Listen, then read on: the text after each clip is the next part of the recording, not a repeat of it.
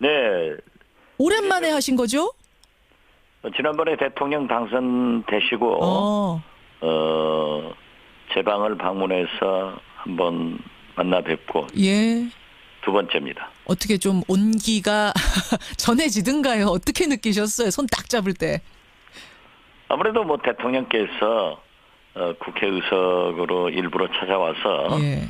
하시는 악수이기 때문에 또 반갑고 요즘 잘하고 계셔서 더 좋았습니다. 그러셨어요.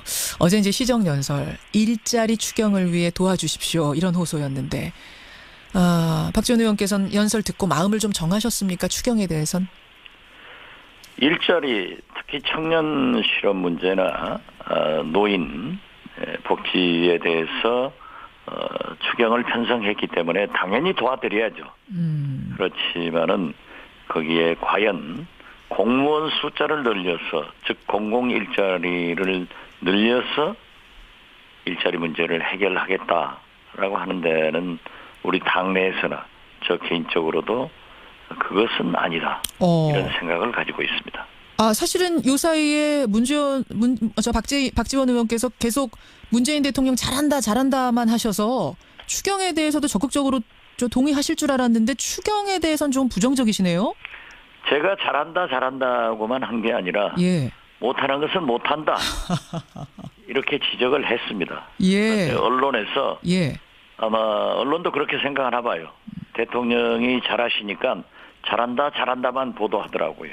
그렇게 된 건가요? 네, 못한다는 것도 많이 지적했어요. 그러셨어요. 근데 예. 추경에 대해서는 동의하기 어렵다. 이쪽 같은 그렇습니다. 입장 당과. 추경을 근본적으로 반대하는 것이 아니라 예. 거듭 말씀드리지만 일자리 창출, 즉 청년 문제나 노인 문제에 대해서는 당연히 하셔야 되지만은 예. 대통령 후보 때도 81만 개의 공공 일자리를 늘려서 실업 문제를 해결하겠다 하는 것은 처음부터 지금 우리는 반대를 하고 있고 특히 공공 일자리, 공무원의 일자리를 늘리는 것은 예. 필요하면 늘려야죠. 그렇지만 그렇게 많이 늘리는 것은 공무원은 한 번 채용하면은 예. 20년, 30년을 보아야 됩니다. 예. 신분 보장을 시켜야 되니까. 그렇죠. 그래서 그러한 것은 문제가 있다. 그렇게 그리고 보시는군요. 일자리 창출은 근본적으로 예. 기업에서 이루어져야 되는 거지 정부가 주도적으로 해서는 안 된다 하는 생각을 가지고 있습니다. 지금 정부 여당에서는 허투루 채용하는 건 아니고 지금도 필요한 그 일자리들을 찾아내서 공무원 일자리 만드는 것이다. 또 공기업부터 시작해야 공공기관부터 시작해야 사기업들도 그 분위기를 받아서 이어갈 거다 일자리 만들기 이런 의견이긴 하던데요. 이걸로는 불충분하다고 보세요.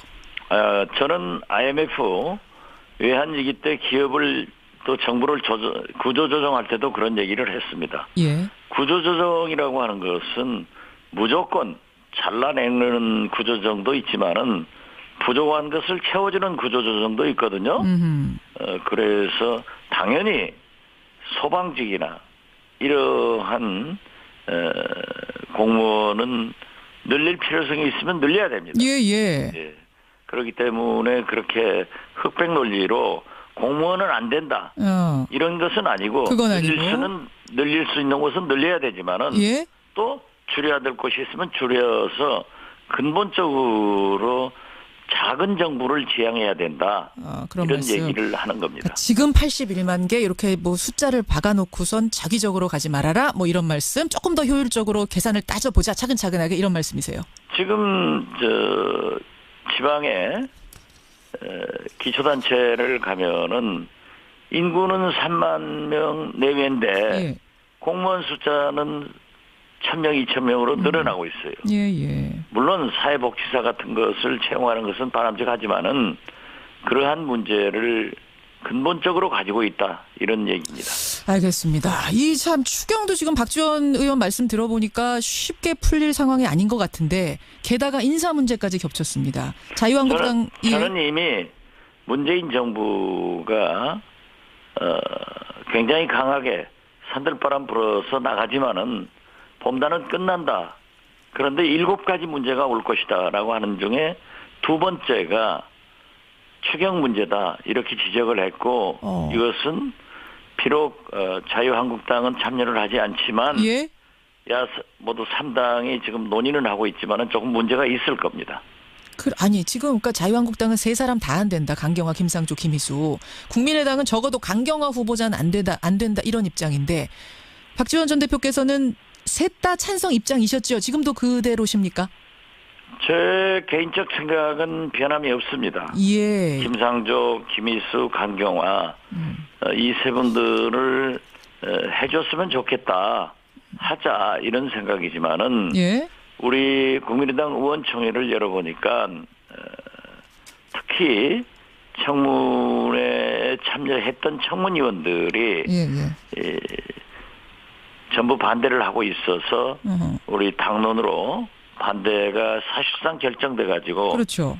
굉장히 어둡습니다. 지금 상황이 굉장히 애매해요. 만약 야당이, 그러니까 특히 국민의당이 입장을 바꾸지 않는다면 대통령은 강경화 후보자 임명을 강행하거나 아니면 포기하거나 둘 중 하나를 선택해야 되는데 만약 강행을 할 경우에는 김희수 후보자를 버리는 꼴이 됩니다. 왜냐하면 김희수 헌재소장 후보자는 국회 인준을 꼭 받아야 되는데 국회에서 통과시켜주지 않을 가능성이 크기 때문에요. 강경화냐 김희수냐. 어떻게 해야 된다고 보세요? 어떻게 하시겠어요? 만약 박지원 전 대표가 지금 대통령 입장이시라면. 제가 하고 싶은 말씀을 우리 김현정 앵커가 해주니까 대단히 전략적으로도 정리를 잘해줘서 감사합니다. 이 예측이 맞습니까 지금 제 예측이? 맞습니다. 맞아요. 예. 예, 아주 정확하게 맞는데요. 예. 저는 대통령께서 조금 더 인내하면서 설득할 필요가 있다. 만약에 강경화 장관을 그대로 임명한다고 하면은 예. 김희수 헌법재판소장의 인준 표결에 장담하지 못합니다. 그렇기 때문에 또 앞으로 사실 제가 되게 어림짐작으로 해보니까 9월까지 예. 대법관, 대법원장, 헌법재판관 여러 약 30여 차례의 인사청문회가 남아 있습니다. 예. 그런데 대통령께서 이미 5대 비리에 관계되는 사람들은 임명하지 않겠다라고 국민한테 약속했단 말이에요. 예. 그런데 지금 어제 그제 임명한 새 장관들은 더 많은 것을 걸리고 있어요. 오늘 아침 보도를 보더라도. 그런데 과연 이것을 두고 예. 대통령은 하지 않겠다고 해놓고 이걸 가지고 계속 임명할 수 있겠는가. 그래서 저는 비록 개인적으로 강경화 장관의 임명을 찬성하지만 예. 대통령께서 강행하면은 김희수 헌법재판소장의 본회의 인준 표결이 부결로 유도될 것이고 앞으로 계속 인사청문회에서 협치는 찾아볼 수 없다 하는 말씀을 드립니다. 아니 근데 설득을 지금 안 한 게 아니잖아요. 정부 여당이 다 나서서 뭐 정무수석도 그렇고 물밑으로 굉장히 노력을 해서 소통을 하고 있는 걸로 아는데 자유한국당은 꿈쩍 안 하는 거 아닙니까? 국민의당도 뭐 마찬가지고요. 국민의당도 마찬가지가 아니라 예.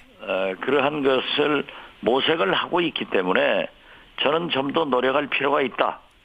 또 사실 예. 지금 대통령께서나 민주당에서는 예. 국회 선진화법 이전의 국회와 국회 선진화법 이후의 국회가 다릅니다. 그리고 특히 문재인 대통령은 과반수 의석도 가지고 있지 않은 취약한 정권입니다. 그렇죠. 예. 마치 지금 120석 300명 국회의원 중 예. 120석을 확보한 민주당의 대통령이 예.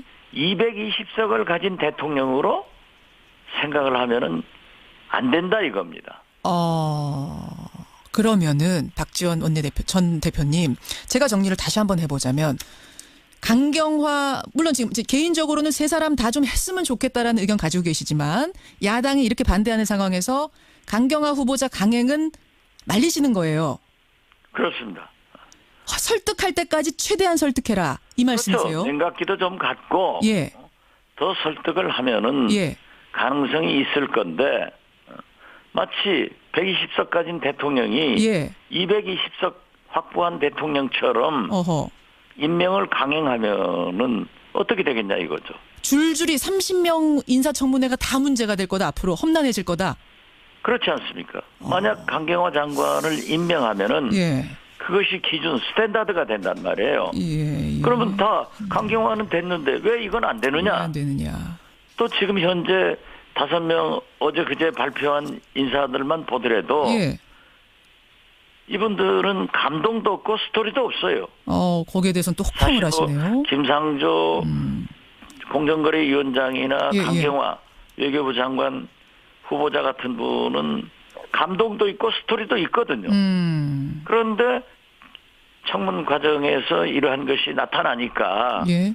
지금 상당히 어려움이 있는데 더 많은 논문 표절과 더 많은 잘못이 있는 그러한 분들을 계속 임명해놓고 해주라 예. 하는 것은 설득력이 없어지는 거예요. 알겠어. 그러면요. 저 박지원 전 대표님. 대통령이 어떻게 설득을 해야 이게 설득이 될까? 지금 최대한 설득을 하라라고 하셨는데 얼마나 더 해야 되고 어떤 방식으로 해야 됩니까? 그걸 제가 잘 알면 대통령이죠. 아니 그걸 주셔야죠. 그게 문제인 잘 거예요. 아실 거고 실제로 대화들을 많이 하고 예. 그러기 때문에 저는 그렇게 생각하면 됩니다. 대통령께서 예. 박근혜 대통령 탄핵 이후 예. 우리 국민들이 요구하는 시대 정신은 새로운 대한민국 국가 대개혁을 바라고 있습니다. 저는 적당한 비유가 되려는지 모르겠습니다만은 4.19 혁명 후 예. 장면 내각이 출범해서 예. 얼마나 많은 국민들이 민주주의를 요구했습니까? 이때 장면 내각이 잘못 핸들링 해가지고 5.16을 가져왔습니다. 이렇게 중대한 문제인 정부이기 때문에 저는 120석 가진 정당의 대통령, 예. 특히 국회 선진화법을 알겠습니다. 가진 대통령이기 때문에 예. 더 많은 노력과 국민의당이나 바른정당에 대해서 더 큰 노력이 필요하다. 알겠습니다. 저는 그렇게 봅니다. 예, 그러니까 그런 노력하면 자유한국당은 예. 사실 역사적으로 보더라도 IMF 외환위기를 가져와서 박지원 우리 국민들에게 전 고초를 주었고 예. 지금 시간이 많지 않아서 짧게 정리 박근혜 부탁드립니다. 탄핵시켰는데 예. 그분들을 설득하기는 어렵지만은 국민의당이나 바른정당에 대해서 더 노력을 하는 것이 필요하다 이렇게 봅니다. 여기까지 말씀 드려야겠습니다. 오늘 고맙습니다. 네, 감사합니다. 국민의당 박지원 전 대표였습니다.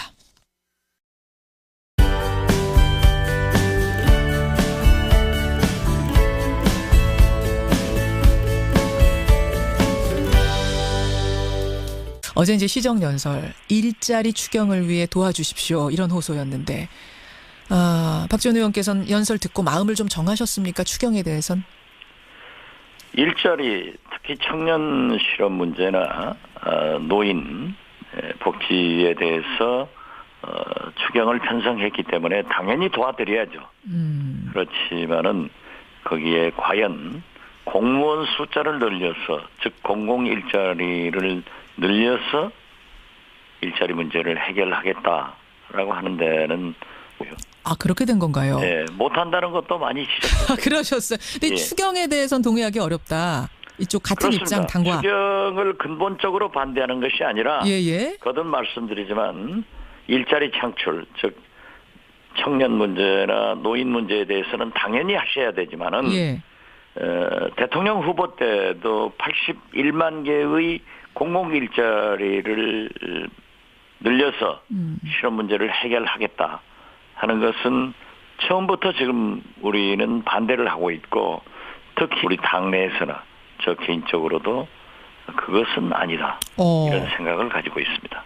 사실은 요 사이에 박지원 의원께서 계속 문재인 대통령 잘한다만 하셔서 추경에 대해서도 적극적으로 동의하실 줄 알았는데 추경에 대해서는 좀 부정적이시네요.